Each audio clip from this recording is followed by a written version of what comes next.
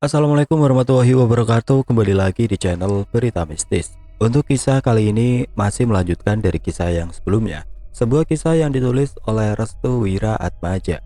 Sebuah kisah yang berjudul Pesugihan Keluarga Ningrat.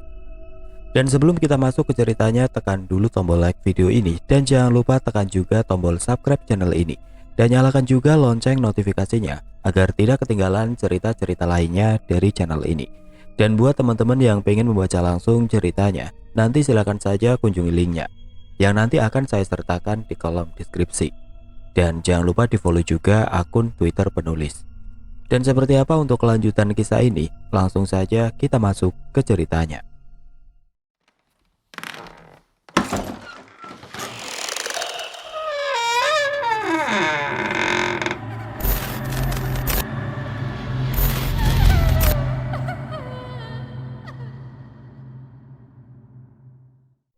Bersamaan dengan itu, Jaja dan juga Nyirati telah lebih dulu masuk ke rumah Mbak Arumi lewat pintu belakang.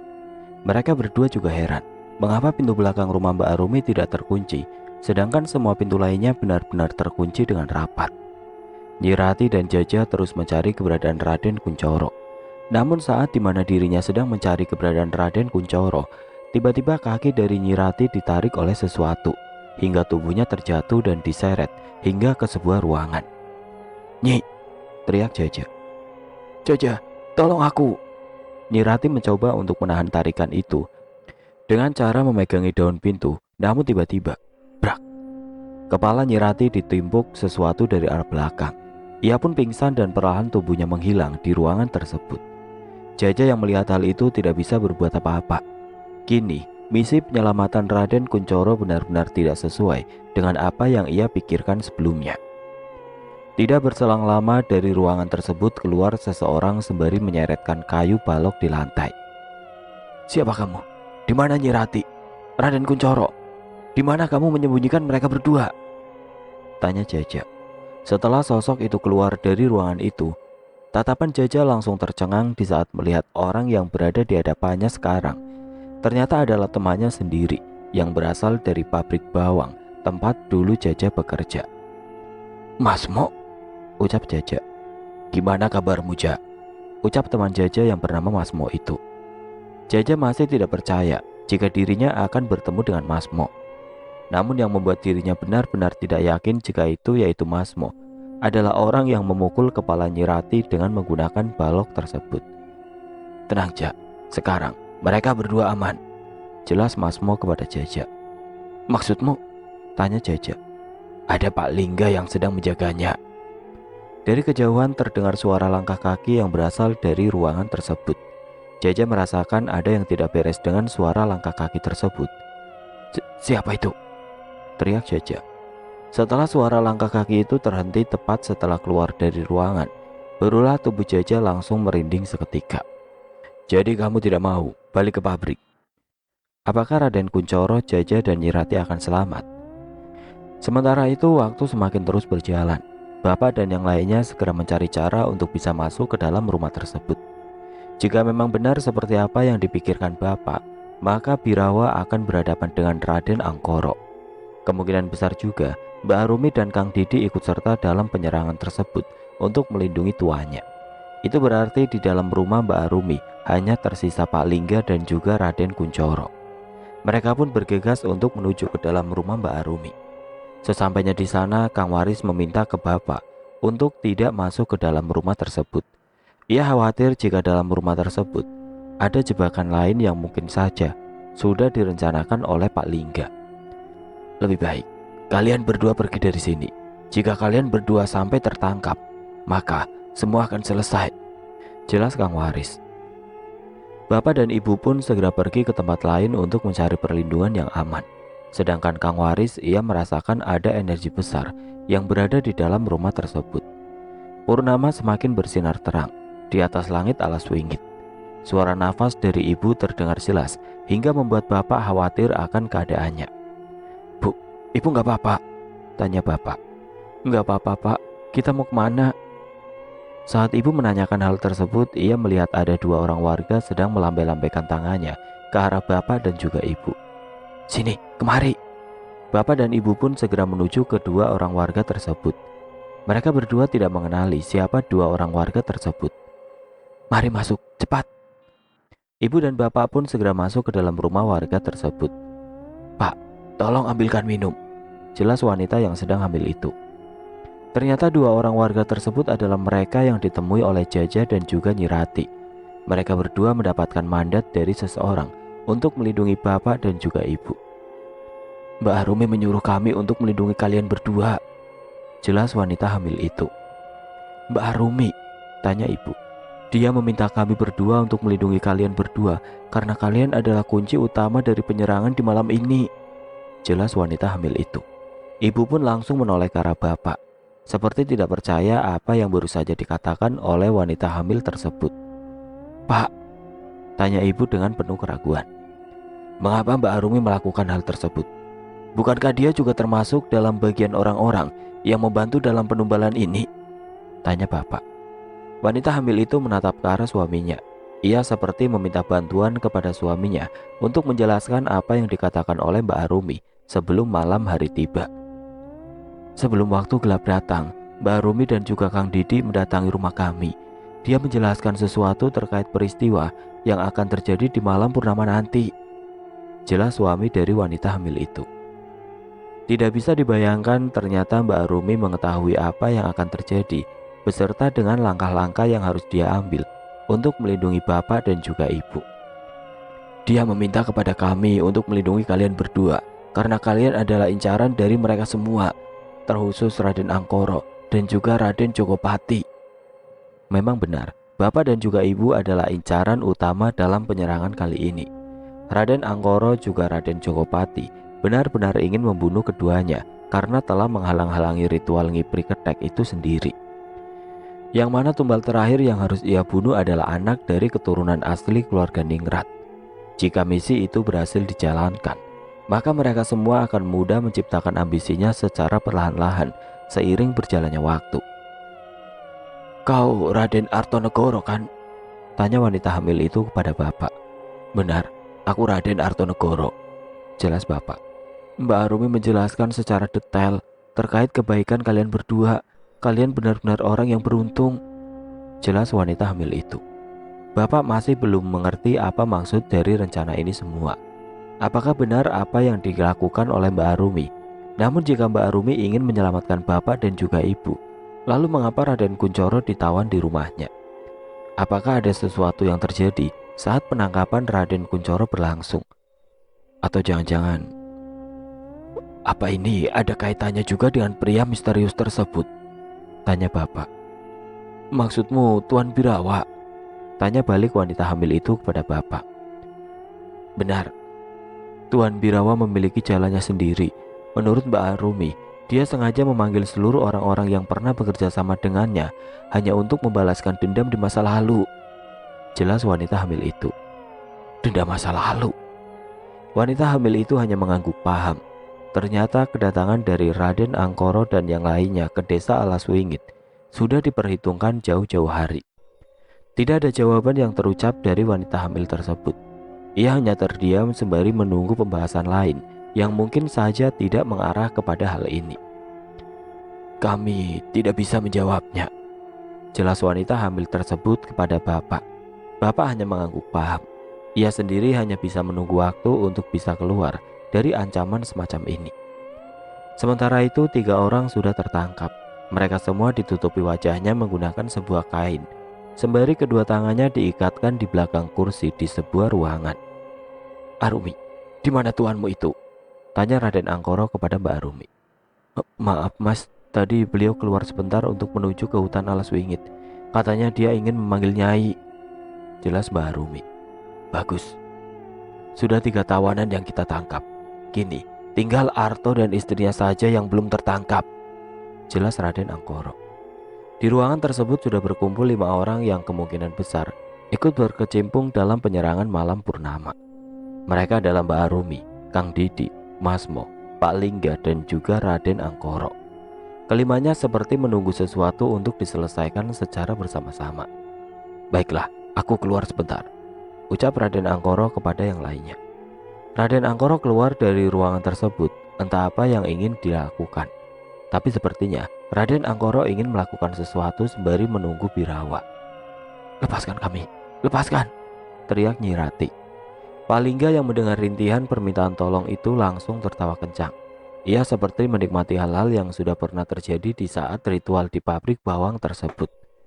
"Aku rindu ritual di pabrik bawang. Kali ini kamu tidak bisa lari lagi, Jak.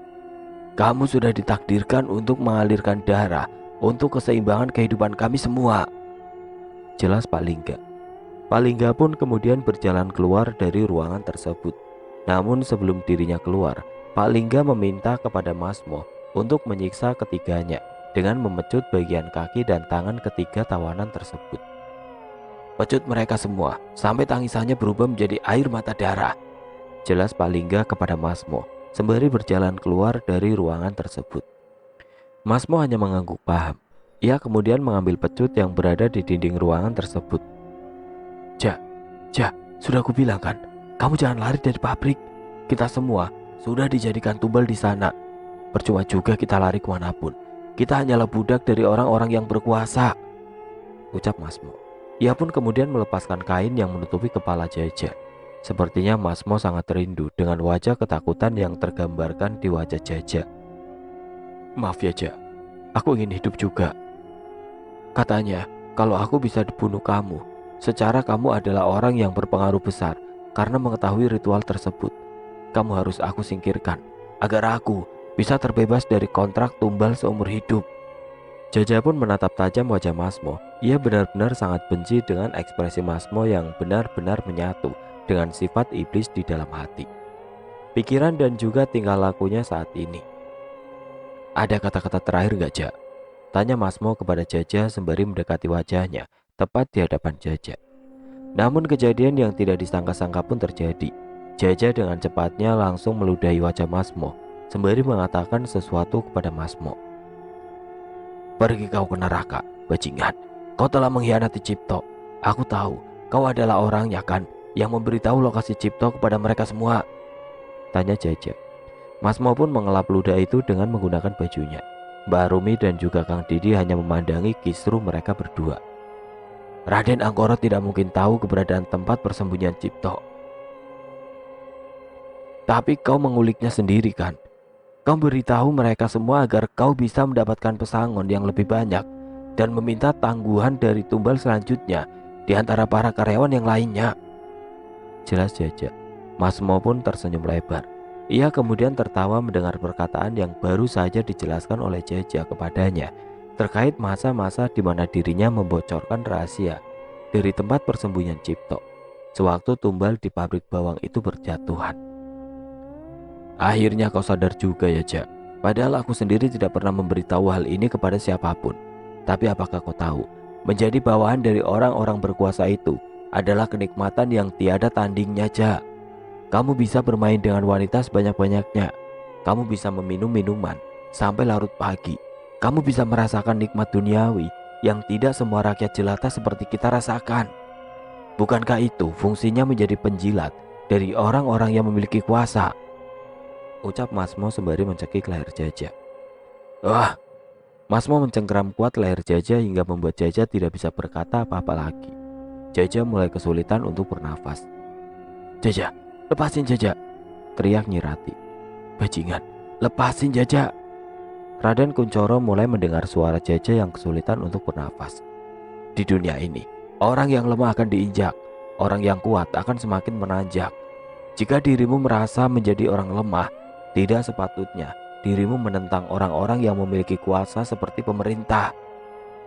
Mata Jaja mulai memutih, wajahnya mulai memerah. Tampaknya Jaja mulai kehabisan nafas karena cekikan dari Masmo yang sangat kuat itu. Akan tetapi hal yang tidak terduga terjadi dengan cepat. Masmo mulai menengok ke arah belakang secara perlahan. Ia kemudian melepaskan tangannya dari leher Jaja sembari memegangi perutnya yang sudah ditusuk oleh pisau tajam hingga menembus ke bagian depan. Darah mulai berjatuhan ke lantai. Kau, ucap Masmo. Tidak sepatutnya manusia yang diciptakan dari tanah memiliki sifat setinggi langit. Jika kamu merasa dirimu tercipta oleh tanah, jangan berlagak seperti langit yang tinggi. ucap Mbak Arumi kepada Masmo. Mbak Arumi menusuk perut Masmo hingga membuat Masmo tewas di tempat. Melihat hal tersebut, Jaja pun tidak bisa berkata apa-apa. Mbak Arumi, ucap Jaja. Jaja, apa yang terjadi? Tanya Nyi Rati. Jaja, ada apa? Teriak Raden Kuncoro. Mbak Arumi pun segera berjalan ke arah belakang mereka bertiga. Ia kemudian melepaskan satu persatu ikatan tali yang mengikat kedua tangan mereka bertiga. Ini semua perintah Tuan Birawa, ucap Mbak Arumi kepada Jaja dan yang lainnya. Nyi Rati pun tidak bisa berkata apa-apa. Dia tidak mau mengatakan apapun kepada Mbak Arumi karena hatinya masih ragu. Apakah Mbak Arumi ini merupakan orang baik atau sebaliknya? Kang Didi dengan cepat menyeret mayat Masmo ke bagian pojok ruangan tersebut, lalu meminta kepada Jaja dan yang lainnya untuk kabur dari rumah ini lewat pintu bagian depan. Jaja dan yang lainnya segera mengikuti perintah yang diberikan oleh Mbak Arumi dan juga Kang Didi untuk bisa kabur dari rumah ini agar bisa selamat. Sementara itu Kang Waris masih bersembunyi di tiap sudut yang ada di bagian belakang rumah. Ia tidak mau rencananya gagal untuk bisa menyelamatkan ketiga orang yang masih tertawan di rumah Mbak Arumi dan juga Kang Didi. Saat dirinya ingin keluar dari persembunyian, tiba-tiba Kang Waris mendapati Raden Angkoro dan juga Birawa sedang berhadapan-hadapan dengan jarak yang tidak terlalu jauh. Tuan Birawa, sudahkah kau memanggil Nyai? Aku tidak sabar untuk bisa menangkap Raden Arto dan yang lainnya. Jika mereka tertangkap, kau bisa mengembalikan ibu dan juga ayahmu dalam keadaan hidup-hidup, jelas Raden Angkoro dengan senangnya. Akan tetapi Birawa langsung mengeluarkan energi yang besar. Ia seperti tidak ingin ada basa-basi di antara pertemuan kali ini. Apa yang kau lakukan? Tanya Raden Angkoro. Raden Angkoro, penerus dari keluarga Brotoseno. Bukankah kau tahu, alas wingit ini tercipta dari rasa marah dan rintihan tangisan seorang anak dan juga ibu yang menghilang di hutan sana. Apakah kau lupa? Dulu ayahku bekerja sama denganmu hanya untuk menciptakan jin kala ireng keinginanmu, jelas Birawa kepada Raden Angkoro. Ternyata jin kala ireng adalah hasil pertukaran antara Birawa dan juga ibunya di hutan alas wingit. Sedangkan Nyai yang dimaksud adalah sosok dari ibu Birawa yang benar-benar diciptakan oleh Mbah Jayo untuk menarik Birawa yang masih terjebak di hutan alas wingit. Raden Angkoro hanya terdiam. Dia tidak bisa berkata apa-apa sewaktu kartu asnya dibuka oleh Birawa. Ibuku mati karena itu. Aku tersiksa di alam sana. Jin kala ireng yang menjadi pertukaran kami berdua hanya dijadikan rencana busukmu untuk menguasai pesugihan Trah Ningratmu seorang. Tanpa kau sadar, bayi-bayi yang lahir harus diserahkan ke sana untuk dijadikan makanan dari jin kala ireng. Jika tidak diberi makan, maka mereka yang berasal dari hutan alas wingit, mereka semua akan membumi hanguskan seluruh warga yang ada di sini. Kang Waris terkejut mendengar hal itu. Ternyata Birawa sendiri benar-benar sakit hati akan kelakuan Raden Angkoro yang benar-benar memperalat Mbah Jayo dengan iming-iming pesugihan yang akan dilakukannya. Mbah Jayo kemudian sengaja melakukan penukaran kepada Dedemit Alas Wingit dengan dua anggota keluarganya hanya demi kekayaan yang ingin dia dapatkan untuk membantu melancarkan ngibri ketek yang dilakukan oleh keluarga Brotoseno dan juga keluarga Ningrat. Malam ini aku akan membunuhmu, Angkoro. Tidak lama kemudian Birawa memanggil sesuatu yang auranya sangat besar. Dia adalah Nyai, sosok wanita bergaun merah dengan wajah yang mengerikan. Bunuhlah manusia itu. Wanita bergaun merah itu segera mendorong tubuh Raden Angkoro hingga dirinya menabrak tembok dan mengeluarkan banyak darah dari mulutnya. Kang Waris tahu ini adalah di luar dari kemampuannya. Ia tidak menyangka jika hal ini akan terjadi dengan begitu cepat. Namun saat Kang Waris mengira Raden Angkoro telah meninggal dunia, tiba-tiba dia mendengar suara monyet dari reruntuhan tembok tersebut. Tidak lama kemudian tubuh dari Raden Angkoro berubah sepenuhnya menjadi hitam. Tubuhnya benar-benar dilapisi oleh bulu-bulu berwarna hitam. Taringnya yang panjang mulai terlihat dengan jelas. Matanya yang memerah benar-benar menyorot tajam ke arah Birawa. Kedua tangannya menggaruk-garuk ke bagian kepalanya. Ketek ireng. Birawa pun merasa jika aura kematian yang disebarkan oleh Raden Angkoro sangatlah besar. Jadi, ini wujud aslimu selama ini, Angkoro, ucap Kang Waris secara perlahan. Di lain sisi, "Cepat, kita harus lari!" teriak Jaja. Mereka pun menuju ke arah ruangan depan. Namun sewaktu mereka ingin keluar lewat pintu depan, tiba-tiba mereka bertiga terkejut di saat melihat seorang pria sedang terduduk sembari menghisap potongan rokok yang akan habis. Di samping pria tersebut ada sosok hitam dengan mata merah menyala, sedang berdiri sembari menatap tajam mereka berlima. Memang benar, tuan rumah itu bisa saja bertindak sebagai teman, atau bisa juga bergerak seperti lawan. Jelas Pak Lingga saat menatap 5 orang yang sedang berdiri di hadapannya. Kang Didi meminta kepada yang lainnya untuk segera keluar dari rumah ini. "Kalian semua keluar. Orang pemerintahan ini memiliki jin kalaireng yang diciptakan Mbah Jayo," ucap Kang Didi. "Mbah Jayo?" "Ya, benar. Mbah Jayo sengaja menciptakan jin kalaireng hanya untuk mendapatkan bagian dari rencana yang diiming-imingkan oleh Raden Angkoro." Kang Didi menjelaskan menciptakan yang dimaksud adalah menggabungkan energi-energi jahat menjadi satu wadah untuk membuat sebuah energi besar yang lebih mengerikan. Lalu muncullah jin kalaireng, sosok yang berperan penting dalam ambisi Raden Angkoro dan yang lainnya. Mereka berempat pun segera pergi meninggalkan Kang Didi sendirian. Tinggal beberapa orang yang mungkin saja bisa selamat atau tidak. Mereka semua harus benar-benar keluar dari rumah tersebut agar bisa selamat dari ancaman kematian yang mengintai mereka. Akhirnya mereka berempat pun selamat dan mampu keluar dari rumah tersebut. Namun saat mereka berempat keluar, Mbak Arumi meminta kepada Nyi Rati untuk pergi ke rumah warga yang dikunjunginya pada siang tadi. "Kalian harus pergi dari sini. Ikuti Nyi Rati. Dia tahu rumah warga tersebut. Di sana sudah ada Raden Artonegoro dan yang lainnya," jelas Mbak Arumi kepada yang lainnya. "Mbak mau kemana?" tanya Nyi Rati. Mbak Arumi tersenyum lebar. Ia hanya ingin semua yang ada di dekatnya selamat, termasuk suaminya sendiri. "Aku akan membantu suamiku.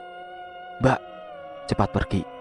Alhasil mereka berempat pun pergi dari rumah Mbak Arumi dan berencana untuk bergabung bersama dengan Raden Artonegoro dan yang lainnya di rumah warga tersebut.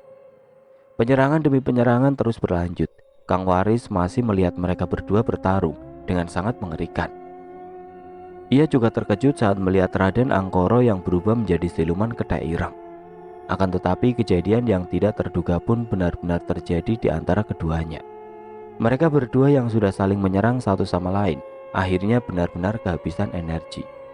Raden Angkoro kembali ke bentuk semulanya setelah dirinya tidak sanggup lagi untuk berubah bentuk menjadi Ketek Ireng. Sedangkan sosok wanita merah itu juga menghilang bersamaan dengan keluarnya darah dari mulut dan hidung Birawa. Keduanya sudah tergeletak jatuh. Namun naasnya, bangunan di tempat mereka saling menyerang satu sama lain, sepertinya tidak kuat untuk menahan energi mereka semua. Keduanya terjatuh tepat di saat reruntuhan bangunan tersebut perlahan ambruk karena energi yang mereka berdua keluarkan. Rumah di tempat mereka bertarung tersebut benar-benar ambruk. Bersamaan dengan yang lainnya, bunyi dentuman kencang seperti suara ledakan. Kang Waris segera menyelamatkan diri dari reruntuhan rumah tersebut.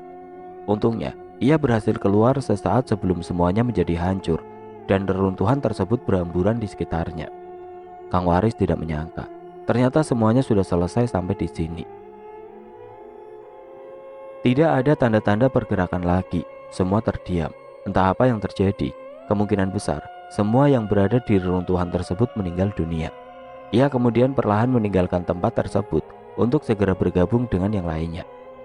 Saat Kang Waris sedang berjalan-jalan mencari bapak dan yang lainnya, ia kemudian melihat ada seorang wanita menggunakan pakaian adat Jawa sedang berdiri di dekat hutan alas wingit. Wanita itu sedang memegangi kepala orang yang tidak begitu jelas wajahnya karena sudah menghitam dan tidak berbentuk lagi. Tidak lama kemudian wanita tersebut menghilang bersamaan dengan munculnya kabut di sekitaran hutan alas wingit. Kang Waris terus berjalan sembari memanggil-manggil nama bapak. "Arto, Arto!" Dari kejauhan salah satu pintu rumah warga terbuka. Dari dalam rumah tersebut keluar seorang pria dengan perawakan yang sangat familiar. "Kang, sini Kang." Kang Waris segera menuju ke rumah tersebut. Tidak berselang lama disusul oleh yang lainnya untuk keluar bersamaan dengan memeluk tubuh Kang Waris. "Kang, apa yang terjadi?" tanya bapak. "Akan aku jelaskan nanti. Kita harus keluar dari desa ini. Kita benar-benar harus keluar karena memang semuanya sudah usai." jelas Kang Waris kepada bapak. Jadi semuanya, ya benar. Nirati tiba-tiba meneteskan air mata. Ia memeluk tubuh Raden Kuncoro, suaminya. Nirati belum bisa mengucapkan ucapan terima kasih kepada Mbak Arumi dan Kang Didi karena telah menolong mereka semua dari maut. Hidup terus berjalan. Kita yang menentukan arah hidup dan tujuan kita. Hidup dan mati memang sudah diatur, tetapi kita berhak untuk merangkai takdir kita. Sementara itu, desa Alaswingit kedatangan banyak anggota kepolisian untuk menyelidiki tragedi mengerikan yang baru-baru saja terjadi dalam satu malam. Laporan komandan, 4 jasad ditemukan dalam keadaan tewas. Jelas salah seorang anggota polisi kepada atasannya. Lakukan pencarian, apakah masih ada yang hidup? Siap komandan. Pria berseragam coklat dan bertitel lengkap itu berjalan di atas reruntuhan bangunan.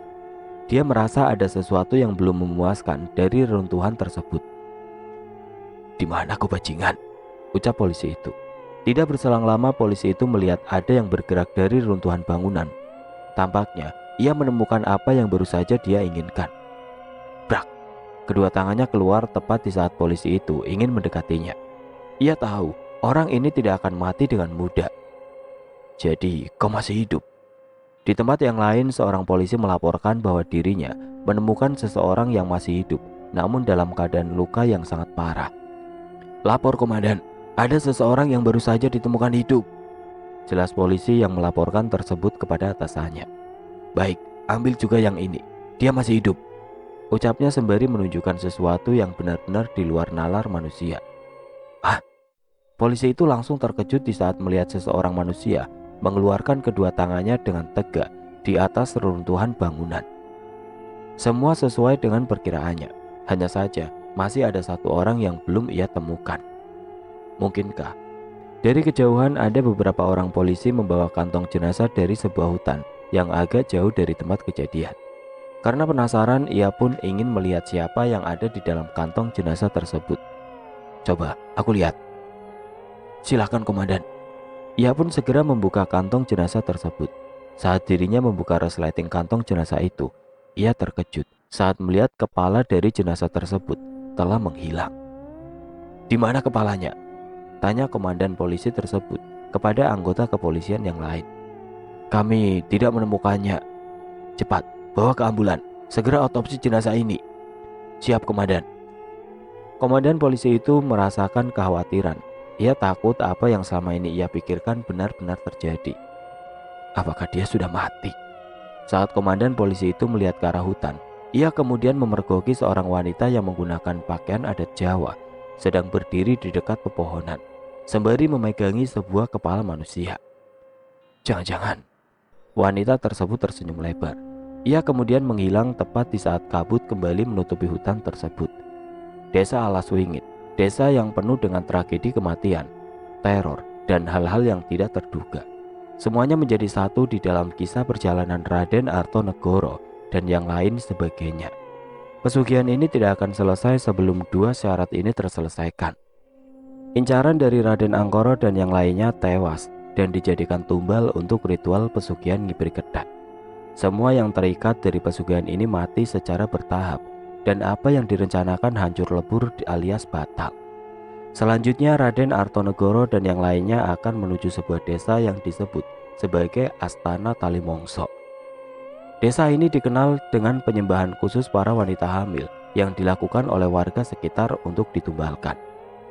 3 orang pembesar bersatu untuk memperebutkan ambisinya masing-masing lewat Ngibri Kedak. Ini adalah babak baru dari cerita pesugihan keluarga Ningrat. Setelah kejadian dari Alaswingit, Raden Artonegoro dan yang lainnya bermukim di sebuah tempat yang berdekatan dengan sungai, yang dimana aliran sungai tersebut merupakan pertemuan dari 2 sungai yang diyakini sebagai tempat yang biasanya orang-orang sekitar lakukan untuk mencari petua atau kekayaan. Masyarakat di sana sudah tidak asing lagi dengan orang-orang yang menjadikan sungai tersebut sebagai tempat berendam untuk mendatangkan wangsit atau keinginan yang mereka perlukan demi kepentingan duniawi.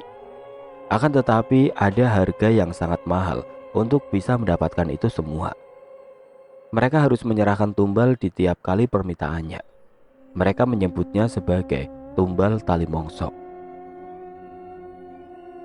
Setelah kejadian dari alas wingit, bapak dan yang lainnya bermukim di sebuah tempat yang letaknya lumayan jauh dari keberadaan alas wingit itu sendiri. Kini mereka semua benar-benar harus kembali berjuang. Entah apa yang akan terjadi di masa yang akan datang. Namun selama mereka masih dipantau dari kejauhan dari orang-orang yang memang ingin mewujudkan ambisinya, mereka juga akan mendapatkan gangguan dari yang lainnya. Pemberitaan sudah masuk. Bapak dan juga Kang Waris menerima laporan terkait orang-orang yang gugur saat berada di desa Alas Wingit tersebut. Mereka yang gugur atas kejadian tersebut antara lain Mas Mo, Kang Didi, Mbak Arumi, Birawa, Raden Jokopati. Untuk sementara mereka berlima yang baru diketahui. Namun dari semua yang meninggal dunia, hanya Raden Jokopati lah yang meninggal dalam keadaan yang mengenaskan. Dia ditemukan di hutan Alas Wingit. Kang Waris meyakini gugurnya Raden Jokopati disebabkan oleh keterkaitan leluhur dari Raden Artonegoro yang membantu untuk sesegera menyelesaikan urusannya. Babak baru dimulai. Kang Waris, Bapak, Ibu Nyirati, Raden Kuncoro, Mas Rahardian dan juga Jaja. Tersisa 7 orang yang selamat dari kejadian mengerikan tersebut. Mereka semua benar-benar diberikan keselamatan dan mampu terhindar dari gencaran yang dilakukan oleh Raden Angkoro dan juga yang lainnya. Desa yang mereka sekarang tempati ini berada dekat dengan sungai yang mana alirannya merupakan tempat bertemu 2 aliran sungai yang sangat dikenal.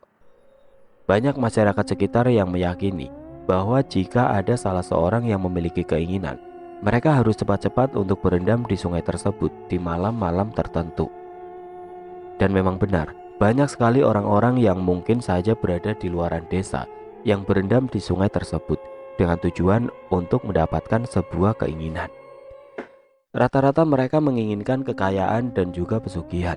Mereka yang termasuk dalam bagian tersebut harus mencari tumbal di tiap kali mereka menginginkan keinginannya.